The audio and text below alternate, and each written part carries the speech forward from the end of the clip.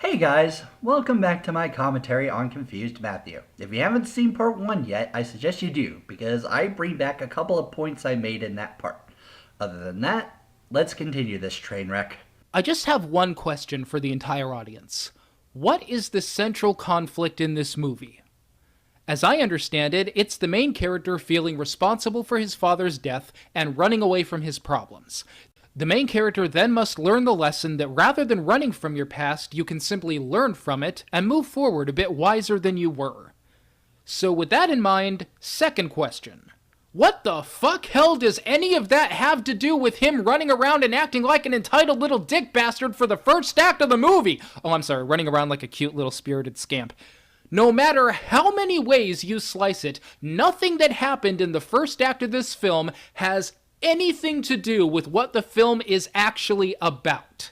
Seriously, let's break this down and look at everything that came before the stampede. Again, giving every benefit of the doubt, Simba was a cub that was trying to be brave like his father, but he didn't realize that being brave doesn't mean you go looking for trouble. Mufasa then teaches him that lesson, and now, thanks to his father's good advice, Simba can begin trying to add a little balance to his more impetuous tendencies. Great! Except, what does that have to do with anything else in the movie? That is a completely different conflict than Simba needing to learn to not run from his past, and it's a conflict that got resolved within the first hour of the film. I mean, it's done. The film is about something else now. The only relevant event to the actual movie was Mufasa's death and Simba's reaction to it. The actual conflict begins when Simba is older and refuses to take responsibility for his life. I believe I said something to this effect in the first review in what I believe was a state of mild displeasure. This character is the way he is for reasons totally unrelated to this character. If this character was going to be completely irrelevant to the last two-thirds of this film, why did we even need to watch the first third? Why didn't you just start the film right here? Yeah. That. Hyperbole aside, however, the point remains true, that the film really does begin here.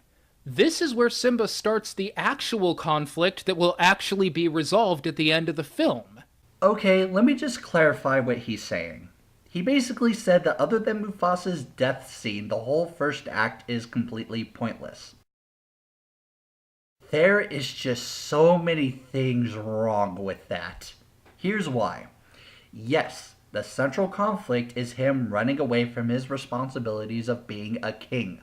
But again, you act as if movies can't have more than one conflict. Also, the point of the first act was to establish the characters. If the movie actually started with him as an adult, then all the characters would feel two-dimensional. Scar would have just been viewed as a whiny drama queen. We wouldn't understand Simba's relationship with his father and understand how and why Mufasa was killed in the first place. What about the bonding scene that you praised not too long ago? That's in the first act. The Lion King would have had the quality of a direct-to-DVD movie if it went your way. The first act of the movie is just as important as everything else in it. I mean, look at Frozen, a film that has been compared to The Lion King numerous times. Now, these films are so dissimilar and so obviously not the same film that I don't even feel like I need to explain why. I can't be everyone's personal common sense all the time. Sometimes you just have to use your own. The films are nothing alike, except for one general way. They both involve a character fleeing and then coming back. That's it. They both open with a song, sung in a different language. The main characters are in royalty. They both have dead parents. And they both have a song about being free of their past lives, all while they're completely unaware of the current state of their home. Oh, there's also the character that comes to warn another about said current state of their home. Of course, The Lion King and Frozen are not literally the same movie, but they have similar aspects to them, and that's why they're compared a lot. So back at the kingdom, Scar is spinning his yarns by telling everyone that Mufasa and Simba both died. I guess nobody ever thought to go back to look for bodies to confirm this, and also there's Zazu, who was smacked across the wilderness by Scar, yet he never brings this up. I don't know, maybe he's just stupid and thought another bird flew into him, or maybe the conch on the head gave him some conveniently specific brain damage. But I think a more common sense explanation is that, once again, we have a clear case of duh. You know what, Matthew? Have someone knock you over the head and see if you can remember who bonked you immediately after. And since he was knocked out, he couldn't witness Scar killing Mufasa with his own claws. I don't see any problems here. In any event, Scar is now in charge. So it is with a heavy heart that I assume the throne. Yet out of the ashes of this tragedy, we shall rise to greet the dawning of a new era, in which lion and hyena come together in a great and glorious future.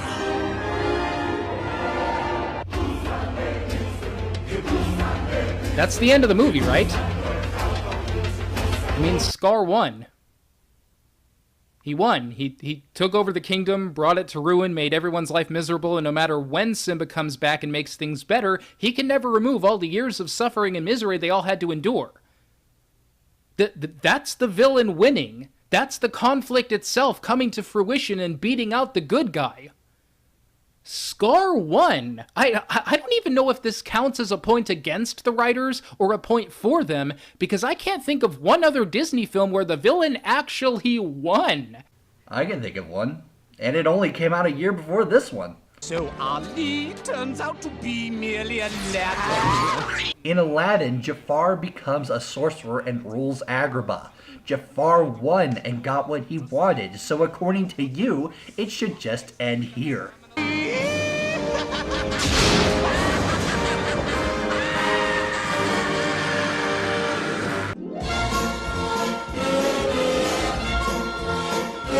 You see how ridiculous that is? Just because the antagonist achieved his goals doesn't mean the protagonist can come back later to take it away. If you're going to criticize The Lion King for it, then you better criticize Aladdin too, or else I'm counting you out for double standards. I'm gonna let the review play out for a few. So anyway, getting back to Timon and Pumbaa, finally. They both see poor Simba nearly being eaten alive, and they both immediately decide to help him. At least, Pumbaa immediately decides to help him. Timon immediately decides to be the two-faced, opportunistic dick bastard that he is. This part in particular is one part of the original review that people really want to know if I've changed my view on. And the answer is, sort of. I have changed my mind on one part of this duo. Pumbaa's alright. He has a good heart, and he actually is the reason that Simba is alive and well. Timon would just as soon have left him for dead. And in fairness, some of that can be forgiven. I mean, Timon actually does have a point. Simba is one of their natural predators. But the film just goes out of its way to remind you that the only reason Timon agreed to help this kid is so that he could use him. And it also goes out of its way to remind you that Timon really doesn't seem to care about him. What'd you do, kid? Something terrible, but I don't want to talk about it. Good, we don't want to hear about it. See, I told you you'd come in handy. When the world turns its back on you, you turn your back on the world. That's some heartwarming stuff right there, ladies and gentlemen, let me tell you. Timon is simply one of the most poorly conceived characters I have ever witnessed on film. It's like they're trying to make him the self-serving louse character who also has a heart of gold, except they forgot to add the heart of gold part. All we see from this character is selfishness. When Simba is a child, when he's an adult, and even when Simba finds quote-unquote love. Hell, Pumbaa was actually happy when Simba found Nala, and it was Timon who changed the tune to how this was going to affect him. Yes, Timon uses Simba in a self-centered way. It was pissed that Nala was taking Simba away from him. But that doesn't mean Timon never cared for Simba. He can relate to Simba because all three of them are outcasts from their own kind because of something they did. Or at least think they did. He considers Simba as a friend and not just a mere bodyguard. Also, Timon, along with Pumbaa, joined Simba and Nala in overthrowing Scar and the hyenas. He's helping someone to do something that reaps little to no reward for him, which further proves that Timon cares for Simba more than what Matthew is letting on. And don't even get me started on Hakuna Matata. I actually do, because it's something I'd like to go into more depth on. Here is another question for you all. What is the moral of this story? To take responsibility and not to run from your past, right? Now here is another question. What is the antithesis of that moral? Hakuna Matata, what a wonderful phrase.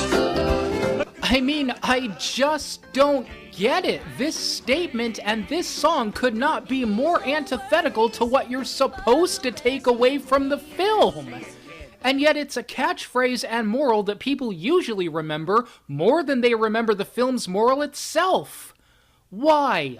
Why would you give the main character a bad moral philosophy, one that he carries with him for years, and then never have the movie correct that false moral? It makes no sense. Hakuna Matata is the reason Simba never went back and dealt with any of this. Ergo, Timon and Pumbaa are actually kind of responsible for the fact that Simba never went back and rescued these people. Granted, I don't know what would have happened if they hadn't taught him this. Maybe Simba would have wised up on his own and returned to Pride Rock. Maybe he would have gotten eaten to death by vultures. But one thing I am sure of, Simba would have had a much better chance of learning to take responsibility if his own parental figures hadn't taught him not to. And again, even giving every possible benefit of the doubt, even assuming the opposing view is correct, that these two taught him Hakuna Matata just to make him feel better and to help him not feel so down, that they don't know that he was a king who ran away and so are not somehow responsible for Simba never going back and taking responsibility for this, fine. But the fact still remains that the one thing they ever taught Simba in his life was the wrong thing. And even after it's revealed that their advice may have led to Simba never trying to save his kingdom, that advice never gets corrected.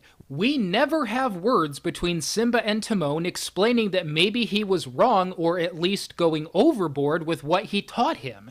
How it's okay to give yourself a break and relax every once in a while, but you also need to do what you have to do. No, Nala had to tell him that.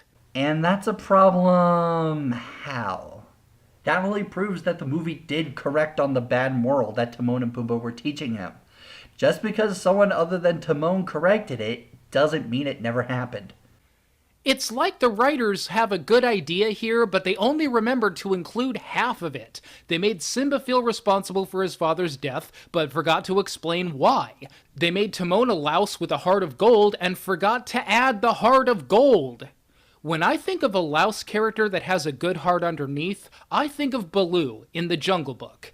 Bare Necessities was a song that was actually very similar in theme to Hakuna Matata, and Baloo had a similar role to Mowgli as Timon did to Simba. He took him under his wing and tried to raise him. But Baloo's more selfish and lazy qualities were balanced out by Bagheera's sensible, down-to-earth qualities. And after making a lot of irresponsible mistakes with Mowgli, Baloo actually learns to be more responsible in the end, and he learns to have a bit more moderation in his life. Timon learns none of that. He has no counterbalance.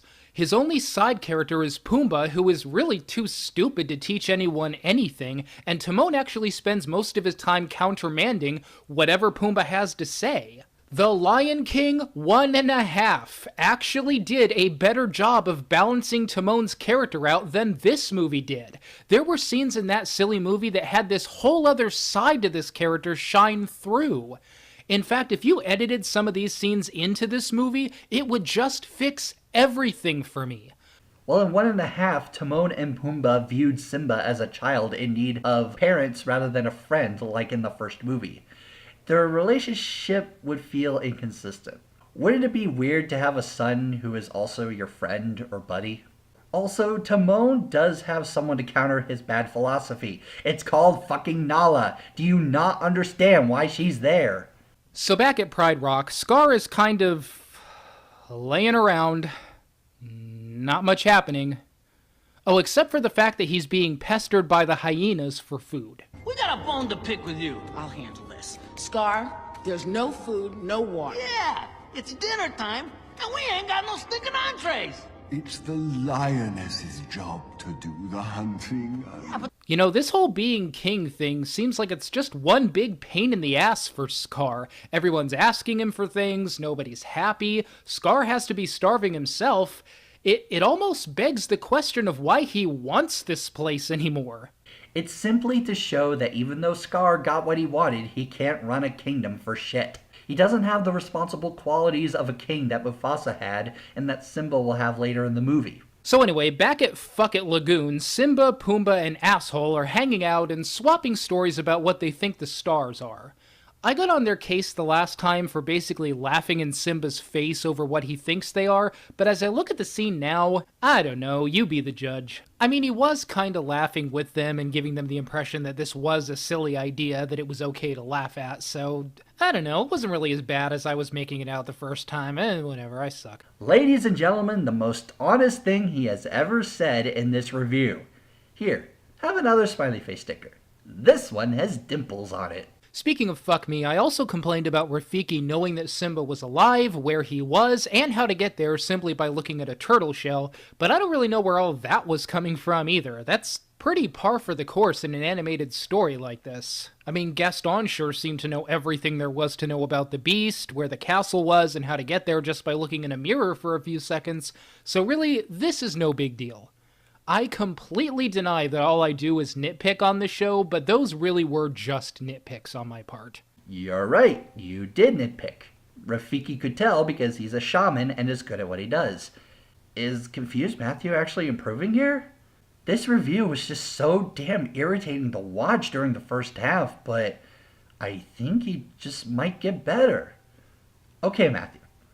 Talk about the relationship of Simba and Nala. So anyway, we're then introduced to Nala, and by the magic of nothing, these two fall in love. And you're irritating again. I knew it was too good to be true. I really don't have much else to say about this one. Nala is a blank character, and their relationship is superficial at best.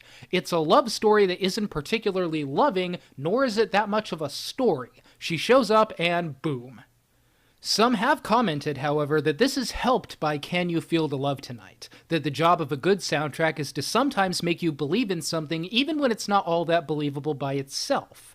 And I'll grant you that. It's a very good song that does bolster the scene at the very least. But other than that, this relationship is absolutely nothing to speak of. And I actually haven't heard too many defenses of the Simba-Nala relationship. The only thing I have heard over and over again is that these two supposedly have chemistry and fall in love because they grew up together. Which is untrue. These two did not grow up together. They were just kids together. They grew up apart. First off, Simba and Nala's relationship was foreshadowed where? The first act of the movie that you so happily cast aside. One day you two are going to be married. Yuck! Ew, I can't marry her. She's my friend. Yeah, it'd be so weird. Second, it's possible that because Nala hasn't seen Simba for so long, and because she thought that he died in the stampede, this reunion makes her grow feelings for him and vice versa. So this relationship is plausible, and for the third fucking time, she came to set Simba straight and take the throne. Bland character, my ass. Anyway, so Nala has some words to Simba about how he needs to go back and help everyone whose lives were destroyed after Scar won. And to reinforce this, she tells him one thing that actually exemplifies what the point of this conflict is. Hakuna Matata. It's something I learned out here. Look, sometimes bad things happen. Simba! And there's nothing you can do about it. So why worry? Because it's your responsibility! But unfortunately, Nala's words aren't enough to bring Simba around, so the mystic monkey tries taking a stab at it. We get a lot of generalized platitudes and fortune cookie advice from this guy, and then a scene that's just awesome as far as the atmosphere goes. I'm serious, check this out. Don't talk to me. Hurry up! I mean, seriously, I don't even care where they're going. I don't even care what they're gonna find when they get there. This scene is just riveting in itself. I mean, man, this is a good soundtrack. But then Simba gets to the spot, gets the lesson that his father is alive inside of him, and then we get the thing. The thing that turns this movie from just being a problematic film with character problems, false conflicts, and a confused moral message, to just being downright broken. Mufasa appears to Simba in the sky, and here is what he says to him. Remember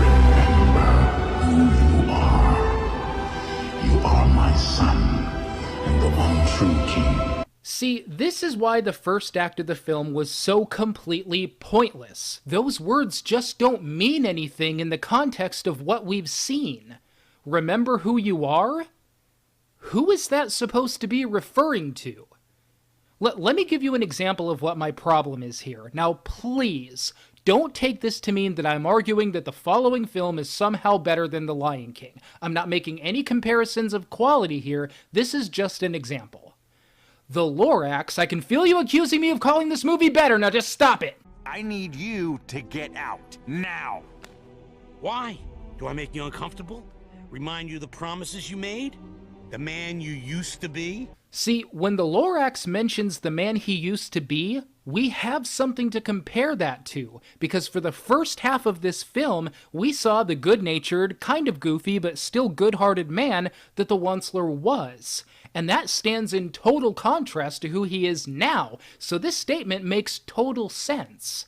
But the person we knew Simba to be before he ran away from the kingdom is when he was a little kid. So when Mufasa says, "Remember who you are," all we have as a reference is when Simba was a little kid, getting into trouble and wanting to have everything his way. Is that what he's supposed to remember? Huh? Do I really need to explain this? This is just so damn obvious what Mufasa meant.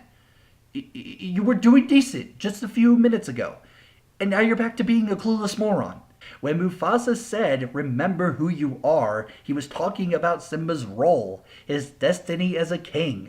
When Simba grew up with Timon and Pumbaa, he'd forgotten nearly everything Mufasa taught him on how to be a responsible king.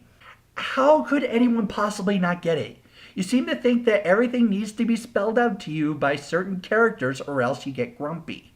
That was even more evident in your Nightmare Before Christmas review, but I digress. I really think this movie would have benefited from starting later in this character's life. Simba should have been introduced as a young adult, maybe a little prideful, but someone who also wanted to rule the kingdom well and do right by his father. A character of nobility and justice who would lead Pride Rock into a golden age. If that had been the case, then Remember Who You Are would have yielded immediate context and meaning for us. That is who Simba lost, and that's who he needs to find again. Not a rambunctious little kid, someone who was on the fast track to being a great king, but who no longer believes in himself. That would have tied the first act perfectly into Acts 2 and 3, and it honestly would have been pretty fulfilling. That is exactly what the first act did. You didn't notice it because you were too busy going on a tirade on how Simba was acting rather than what Simba was learning from his experiences as a cub. You oblivious twat. But even aside from that, the scene is just so stupid. I mean, Ghost Mufasa gives Simba the same fortune cookie wisdom and platitudes that the monkey gave him. And call me crazy, but I'm pretty sure there was something far, far more relevant that he could have told him here. Simba, remember who you are. Oh, and also you didn't have anything to do with my death. Scar had me over a cliff and was all like, "Long live the king," and he threw me off. You didn't start the stampede, you certainly didn't throw me off a cliff. So basically you've been hanging out with these two assholes your whole life for no reason. So, go be the king, I guess. Yeah, I probably should have opened with this information rather than that far less useful statement, "Remember who you are." You didn't do anything. That's what I should have said. You didn't do anything. Sorry, I've been dead for a while. It affects my brain functioning sometimes. Alright, I gotta bounce. Peace. But instead, he leaves Simba to run off armed with nothing but doubt over something Mufasa could have cleared up for him on the spot. There are a few good explanations to why he didn't. If Mufasa told Simba who killed him, Simba would go back to Pride Rock for the sole purpose of bitter vengeance instead of righteously claiming the throne, which would defeat the purpose of what Mufasa taught him. He wants Simba to go back to be king, not to enact retribution. Also, considering that Mufasa is now an eternal divine being in the sky, he probably holds infinite wisdom and didn't tell Simba because he knew that Simba would learn who killed him later. And one last thing, from a storytelling perspective, it would have spoiled the emotional intensity of Simba's realization. So Simba makes it to the main rock where Scar is abusing women in front of everyone, and yet no one makes an attempt to help. Because of the hyenas that will probably eat them with the permission of Scar if they retaliate to anything he does to them. Simba steps up, is mistaken for Mufasa for a bit, and then everyone realizes it's him.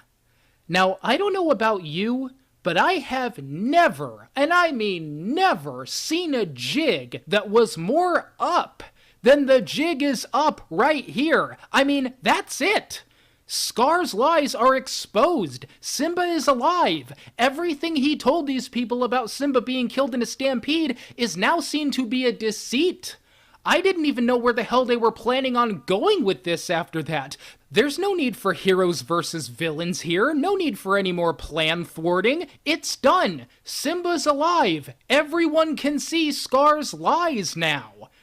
But of course not. Nobody holds Scar's feet to the fire. No one questions him about what actually happened that day. They all just hang back and let him talk. And when he spews even more transparent lies that don't make any sense, they're still freaking buying this. Hey, genius! They did realize that Scar lied about Simba's death. We just saw them standing by with Simba saying that he is the true heir to the throne. As for the murder of Mufasa, Scar's claim that he died in the stampede would indeed raise some questions, but when Simba confessed to killing him, that alleviated their suspicion of Scar. And you know, the crappy thing is that for all of this film's faults, I actually kind of felt like I understood Scar as a person up to this point. He wanted power, he felt he was cheated out of it, and he took steps to claim what he believed was his by right. But now, I just don't understand him at all. He got power and it sucked. Everyone's always pestering him for things, there's no food or water, so what exactly is he even protecting anymore? If I were Scar, I would have said, Simba, oh, thank God you're alive. This whole king thing was way more of a pain in the ass than I thought it was going to be. You want to be king? You can freaking have it. Please, please take this stupid place off my hands for me. And I know that Scar wants to believe he's a great king. I know he wants to believe that he's a better king than his brother was, and when a lie that big grows in your heart, you'll do anything you can to defend it. Sure, but this is too much. Now he's trying to keep a hold on this place just because he's the villain, and that's what villains do. Scar doesn't care. Even if he's going to starve everyone to death, he will not give a shit about anyone's well-being other than his own. Even if he goes down, he'll go down as a king and he won't let another lion take that from him. Why would Scar give up something that he has been dying to have for probably his whole life? So Simba is over a cliff and Scar finally tells him the truth due to him wanting Simba having some kind of ironic twist death because that's also what villains do. And here's my little secret. I killed Mufasa. No! Murderer! I don't get this. I just don't get what the conflict and resolution of this movie is supposed to be anymore. Just please bear with me and try to follow me on this. Again, the central conflict in this movie is that Simba feels responsible for his father's death and learns that he needs to accept his mistakes and move forward with his life, correct? So if all Simba learns when he comes back is that he wasn't responsible for his father's death and doesn't need to accept and move on from anything, then what's the point of any of this? Part of the moral of this story was supposed to be that even when bad things happen, you shouldn't run from them. Face it and take responsibility. So what's the moral now? Even when bad things happen, you shouldn't run from it because maybe, just maybe, it will turn out you never had anything to run for in the first place because you were just being tricked? I'm sorry, this is a huge flaw in the very core of the film's moral. You can't have the moral be to face your problems, no matter how horrible they are, and then turn around and say that the problem was just a lie to begin with. You learn nothing from that. It was all just a trick. Oh my god. You actually found a legitimate flaw in the movie. If Simba didn't really kill him, then what would be the point of him learning about Faces' problems? The moral itself wasn't bad, but it was executed poorly. That is a criticism I can totally get behind. However, I don't think that it completely ruins the whole movie, because there is more than one lesson. The other lesson is to never forget the responsibilities and duties that were given to you. Not the responsibility of murdering someone, but the responsibility of being a great leader.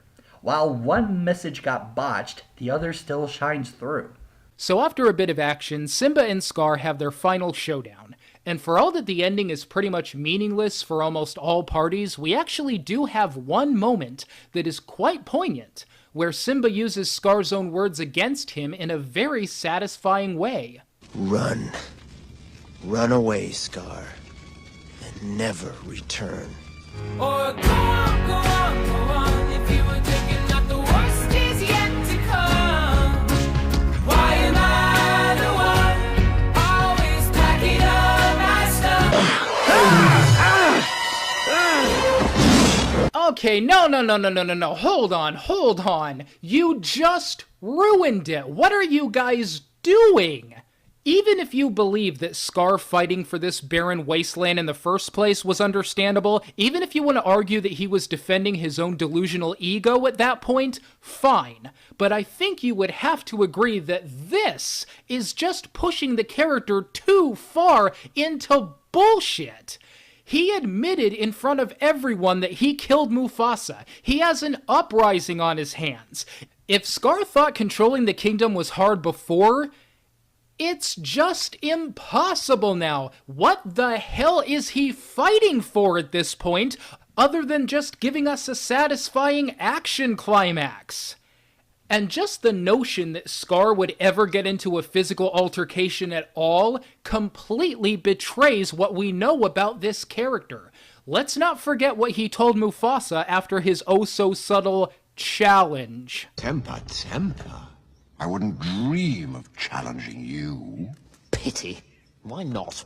Well, as far as brains go, I got the lion's share, but when it comes to brute strength, I'm afraid I'm at the shallow end of the gene pool. Aha, you see? The reaction to that line by the other characters may have been stupid, but the line was not. This line was very deliberately and very strategically placed in the film in order to answer what the writers knew the audience would be asking themselves. If Scar wants the kingdom so badly, why doesn't he just challenge Mufasa for it? Before the audience even has a chance to ask, they answered this. It's because Scar knows he doesn't have a chance in a physical fight. That's why he had to use underhanded tactics in the first place. So why, I repeat, why would he ever start a fight that he knows he has no chance of winning? Because he's a desperate lion with nothing left to lose? Even if he's not physically potent, he's not going to step down that easily. If he did, that would be really anticlimactic. I know you're trying, ever since I'm trying, to be very logical about this movie, and that's fine. But I'm sorry, Mr. Spock. Making a movie entirely based on logic is not a good way to tell a story. Let's take Snow White and the Seven Dwarfs, for example. If logic was heavily used here, then it would be the most boring Disney movie ever made. Why would you want to take the fun out of something just because you think it's illogical? But eventually the hyenas take care of him and scurry off. Simba takes his place as king after so many false conflicts and contradictory moral dilemmas, and now everyone in the kingdom is probably going to need buttloads of therapy after everything Scar put them through after he won. But Simba made the sun come out, so yay. Like I said, the film isn't altogether worthless, and I'll admit that even after everything I just said about the piece, I honestly don't hate watching this. It's got some great atmosphere most of the time, the balance between comedy and tragedy is expertly paced, and there are a few nice moments here and there. But at its core, the film is just so backwards, so thin, and just downright stupid most of the time. Just about everything in the film either contradicts or misses the point of what the moral is supposed to be, and that's when what we're watching has any point at all. The characters are underdeveloped, usually awful, and just plain idiotic most of the time. Good on the paper of aesthetics, but quite bad in the practice of actually writing a film. Oh, fuck you. Like you would know how to make a good film after all the shit that you said about this movie, The Nightmare Before Christmas, No Country for Old Men, and 2001: A Space Odyssey, among others. Tell you what, make a theatrical film that gets at least 90% on Rotten Tomatoes, and then I'll take it back. Until then, shut your confused mouth. And with that, we finally end the video an hour and 6 minutes in. Do I really need to elaborate on why this review is the worst thing in the history of reviewing? Matthew had 7 years and over an hour of video to better articulate his reasoning on why the movie isn't good, and he failed at every single point. While he finally brought up one problem that actually made sense, it doesn't excuse the whole thing. He still spent a good chunk of the review bitching about Simba that didn't matter anyway because he pulled the opinion card. He undermined the intelligence of the characters and the writers, brought up ideas that would actually do more harm to the movie than help, and is just a deliberate liar. The Lion King may not be a perfect movie, but it deserved all the money and awards that it got for being an entertaining and epic coming-of-age story. And you know what, Matthew? There was one redeeming quality of you. You certainly live up to your name. And if it wasn't for your sorry ass, I wouldn't have come back to do what I do best. Critiquing idiots on the internet. And that's it. I hope you all enjoyed this long 2-parter commentary. Also, feel free to recommend me who I should commentate on next in the comments. This has been SuperFunnyBros, and the show must go on. Show must go on.